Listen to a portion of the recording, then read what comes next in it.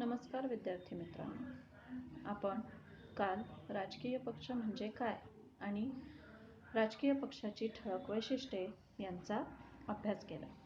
राजकीय सत्ता प्राप्त करण्यासाठी जेव्हा लोक एकत्र येऊन निवडणूक प्रक्रियेत सहभागी होतात तेव्हा त्या संघटनांना राजकीय पक्ष असे म्हटले जाते. या राजकीय पक्षांची ठळक वैशिष्ट्ये आपल्याला पुढील प्रमाणे सांगता येतील. सत्ता मिळवणे. परस्परांशी स्पर्धा करत राजकीय पक्ष सत्ता मिळवण्याच्या प्रयत्नात असतो. त्यांची एक ठराविक विचारसरणी असते आणि त्या विचारसरणीच्या आधारावर प्रत्येक राजकीय पक्ष हा कार्यरत असतो. प्रत्येक राजकीय पक्षाचा एक पक्ष कार्यक्रम असतो. सत्ता मिळाली अथवा नाही मिळाली तरी सुद्धा लोकांचा पाठिंबा मिळवण्यासाठी या कार्यक्रमाच्या आधारावर राजकीय पक्ष कार्यरत असतात. त्याचप्रमाणे निवडून आलेला पक्ष हा सत्ता प्रस्थापित करतो तर अल्पमतात आलेला पक्ष हा विरोधी पक्ष म्हणून कार्यरत असतो. शासन आणि जनता यांच्यातील दुवा हे एक राजकीय पक्षाचे ठळक वैशिष्ट्य मानले जाते. आपल्या धोरण कार्यक्रमांना पाठिंबा मिळवण्यासाठी राजकीय पक्ष हे कार्यरत असतात. आता इथे आपल्याला काही बातम्या दिलेल्या आहेत. सत्ताधारी पक्षाच्या विरोधात सर्व विरोधी पक्षांची मुंबईत बैठक झाली. शेतकऱ्यांचे प्रश्न हाती घेणार. तर दुसरी बातमी आहे, सत्ताधारी पक्षाने ग्रामीण भागात संवाद यात्रांचे आयोजन केले. अशा पद्धतीच्या बातम्या आपण पेपरात नेहमीच वाचत असतो. मग वर्तमानपत्रातील या बातम्यांमधून तुम्हाला काय समजले ते थोडक्यात सांगा. आपली आसपासची परिस्थिती पाहता आपण जेव्हा अशा बातम्या वाचतो त्यावरून आपल्याला परिस्थितीचे आकलन होत असते. आता सत्ताधारी पक्षांच्या विरोधात विरोधी पक्षांची मुंबईत बैठक झाली आणि त्यामध्ये शेतकऱ्यांचे प्रश्न हाती घेण्यात येणार आहेत. तर याचा अर्थ असा होतो की सत्ताधारी पक्ष हा शेतकऱ्यांच्या हिताचे काम करत नाहीये. त्यामुळे सर्व विरोधी पक्ष हे एकत्रितरित्या आलेले आहेत आणि शेतकऱ्यांच्या प्रश्नांवर सरकारला घेरण्याचा प्रयत्न करणार आहेत. याचाच अर्थ विरोधी पक्ष जागरूक आहे आणि सामाजिक प्रश्न सोडवण्यासाठी आपापले मतभेद विसरून एकत्रित आलेले आहेत. म्हणूनच त्यांची काय झालेली आहे, सर्व विरोधी पक्षांची मुंबईत बैठक झालेली आहे. सत्ताधारी पक्षांची अडवणूक करून सामाजिक प्रश्न सोडवण्याचे काम हे विरोधी पक्षाचे तर असतेच असते. हे काम हे पक्ष एकत्रितपणे करीत असल्याचे या बातमीतून आपणास समजून येते. आता दुसरी बातमी आहे, सत्ताधारी पक्षाने ग्रामीण भागात संवाद यात्रांचे आयोजन केले. ज्याप्रमाणे विरोधी पक्ष आपण कार्यरत आहोत हे दर्शविण्याचा प्रयत्न करत असतो, त्याचप्रमाणे सत्ताधारी पक्ष हा देखील आपण जनतेसाठी काय प्रयत्न करत आहोत हे सांगण्याच्या प्रयत्नात असतो. आपला पक्ष सामान्य जनतेत लोकप्रिय व्हावा व त्यांचा प्रभाव खोलवर रुजावा असे प्रत्येक पक्षाला वाटते. म्हणून प्रत्येक पक्ष हा विविध मार्गांनी कार्यरत असतो. ग्रामीण भागात प्रसारमाध्यमे मर्यादित असल्याने त्या जनतेशी थेट संवाद साधणे हाच एक पर्याय सत्ताधारी पक्षांजवळ असतो आणि त्यामागचा हेतू सुद्धा हाच असतो की ग्रामीण भागात जाऊन संवाद साधणे. कारण आपण जे करत आहोत ते ग्रामीण जनतेपर्यंत जास्तीत जास्त रीतीने पोचवण्याचा प्रयत्न राजकीय पक्ष, सत्ताधारी पक्ष करत असतो. ग्रामीण भागातील जनतेच्या अडचणी समजून घेण्यासाठी सत्ताधारी पक्षाने संवाद यात्रांचे आयोजन केल्याचे जाणवते. सामान्य जनतेच्या अडचणी, भावना, मते समजून घेण्यासाठी त्यांच्याशी संवाद साधणे आवश्यक असते आणि सत्ताधारी पक्ष हा संवाद साधत असल्याने त्या जनतेमध्ये किंवा लोकांमध्ये सरकारबद्दल विश्वास निर्माण होतो. म्हणजेच काय की सत्ताधारी पक्ष हा आपल्या सामान्य जनतेकडेही योग्य रीतीने लक्ष देत आहे याची जाणीव होते आणि सरकार कार्यशील आहे, आपल्या बाबतीत संवेदनशील आहे या जाणीवेतून जनताही सरकारविषयी विश्वसनीयता जनतेत सरकारविषयी विश्वसनीयता वाढत जाते आणि हे सुद्धा या बातमीतून जाणवते. आता समजा तुम्ही विरोधी पक्षनेते आहात आणि आरोग्य क्षेत्रात सरकारने चांगली कामगिरी केली नाही हे तुमच्या पक्षाच्या नजरेत आले आहे, तर विरोधी पक्षनेता म्हणून तुम्ही काय कराल? आरोग्य क्षेत्रात सरकारने चांगली कामगिरी केली नाही तर त्या बाबतीत आता तुम्ही कोणतं धोरण अवलंब कराल की जेणेकरून त्या सुधारणा होऊ शकतील हे तुमचं सर्वस्वी स्वमत असेल की जेणेकरून आरोग्य क्षेत्रात सुधारणा घडू नये. आरोग्य क्षेत्रात सरकारने काम केले नाही व काय करायला पाहिजे याबाबत आपण वृत्तपत्रातून लेख देऊन जनतेचे लक्ष वेधून घेऊ शकतो, लोकांना जागरूक करू शकतो, सभागृहात सरकारला प्रश्न विचारून धारेवर धरू शकतो, सरकारच्या कामातील त्रुटी आणि सरकारचे त्या कामाप्रती असलेले दुर्लक्ष या बाबी तिथे दाखवून देऊ शकतो. वृत्तवाहिन्यांवर मुलाखती देऊन सरकारच्या अकार्यक्षमतेविषयी जनतेमध्ये जनजागृती निर्माण करू शकतो आणि सत्ताधारी पक्षाचे या कामाकडे लक्ष नाही हे जाणीव करून देण्यासाठी सभांचे मोर्चांचे आयोजन करून जन आंदोलन उभारण्याचे काम एक विरोधी पक्षनेता म्हणून मी करू शकेन. याच्या व्यतिरिक्त अजून तुम्हाला काही सूचना किंवा काही उपाय जाणवत असतील तर ते सुद्धा तुम्ही लिहू शकता. आता विचार करा आणि लिहा.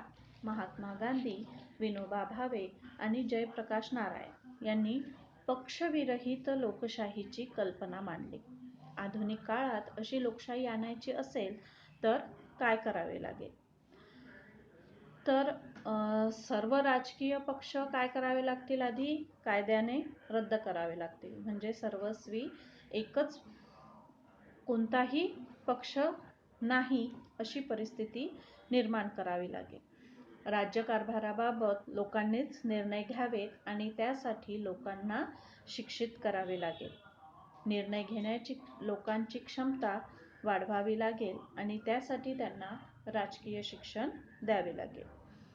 समाजाचा आणि जे नेतृत्व करू पाहतात त्यांचा नैतिक दर्जा सुधारणे हे सुद्धा तितकेच आवश्यक आहे.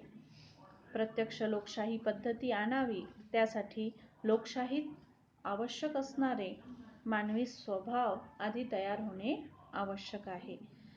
त्यासाठी लोकसमित्या स्थापन करू शकतो आणि शासन व्यवस्थेत विकेंद्रीकरणावर भर द्यावा. या सर्व बाबी करणे वाटते तेवढे सोपे नाही आणि व्यावहारिक सुद्धा नाही. पक्ष आहेत म्हणून सत्ताधारी पक्ष सत्ता मिळवण्यासाठी कार्यरत राहतो आणि विरोधी पक्ष आपण अधिकाधिक चांगले काम करून सत्ता मिळवण्याच्या स्पर्धेत उतरतो. त्यामुळे काय होतं की दोन्ही बाजूंनी जनतेचा विकास संभवतो आणि जर सत्ताधारी पक्ष कार्यरत नसेल तर विरोधी पक्ष त्या प्रश्नांवर सभागृहात आवाज उठवू शकतात. त्यामुळे सत्ताधारी पक्षाला कायम कार्यशील राहणे आवश्यक असते. भारतातील पक्षपद्धतीचे बदलते स्वरूप. स्वातंत्र्योत्तर काळात काँग्रेस हा एक प्रबळ पक्ष होता. काही अपवाद वगळता केंद्र व राज्य पातळीवर या पक्षाला बहुमत होते. भारतातील राजकारणावर या पक्षाची पकड होती. म्हणून या काळातील पक्षपद्धतीचे वर्णन एक प्रबळ पक्षपद्धती असे केले जाते. आपल्याला माहीतच आहे की स्वातंत्र्योत्तर काळात काँग्रेस हाच एक आघाडीचा पक्ष होता. या पक्षाला केंद्र पातळीवर आणि राज्य पातळीवर सुद्धा बहुमत होते आणि भारतातील राजकारणावर या पक्षाची पकड होती आणि त्यामुळेच या पक्षपद्धतीचे वर्णन एकपक्ष पद्धती असे केले जाते. एक प्रबळ पक्ष पद्धतीला 1977 मध्ये आव्हान दिले गेले. हे आव्हान काँग्रेसेतर पक्षांनी एकत्र येऊन दिले. 1989च्या लोकसभा निवडणुकीनंतर राजकारणात एकाच पक्षाचे वर्चस्व असणे ही बाब संपुष्टात आली. त्यानंतरच्या काळात अनेक पक्षांनी एकत्र येऊन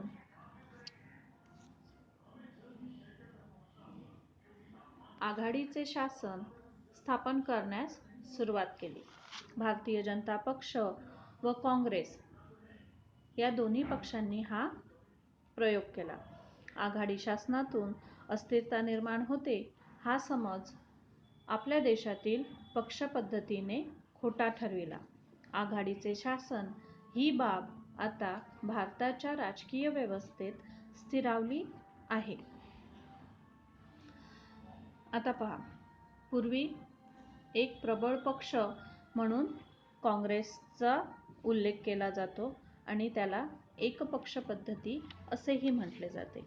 पण या पक्षपद्धतीला 1977 मध्ये आव्हान दिले गेले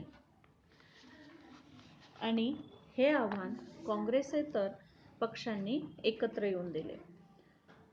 राजकारणात ज्या वेळेस दोन पक्ष प्रभावी आणि सत्ता आलटून पालटून या दोन पक्षांच्याच हाती असते त्यावेळेस त्याला द्विपक्ष पद्धती म्हणतात.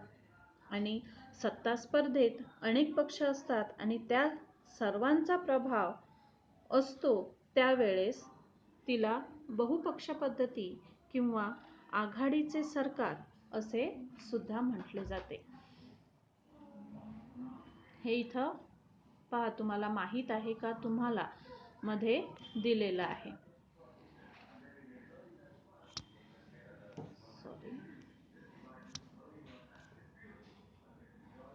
माहीत आहे का तुम्हाला, एकाच राजकीय पक्षाच्या हाती सत्ता दीर्घकाळ असल्यास व अन्य कोणतेच पक्ष राजकारणात प्रभावी नसल्यास त्या पक्षपद्धतीला एकपक्ष पद्धती असे म्हणतात.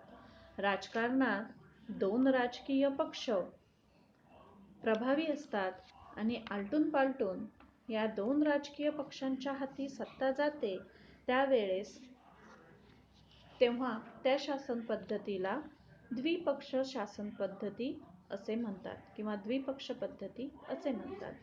अनेक राजकीय पक्ष सत्तेच्या स्पर्धेत असतात आणि सर्वांचा कमी अधिक प्रमाणात राजकीय प्रभाव असतो.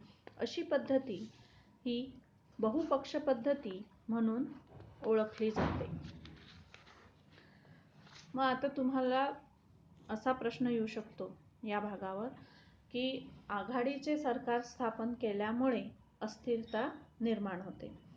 तर 1989च्या लोकसभा निवडणुकानंतर राजकारणात एकाच पक्षाचे वर्चस्व असणे ही बाब संपुष्टात आली.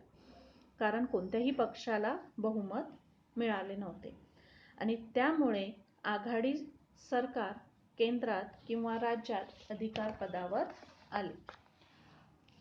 पक्षांचा आपापला कार्यक्रम बाजूला ठेवून समान कार्यक्रमावर आणि भूमिकेवर एकत्र येऊन हे पक्ष सरकार चालवू लागले. कारण पूर्वी एक पक्ष पद्धत होती आणि त्यानंतर 1977 मध्ये या पक्षपद्धतीला आव्हान दिले गेले. पण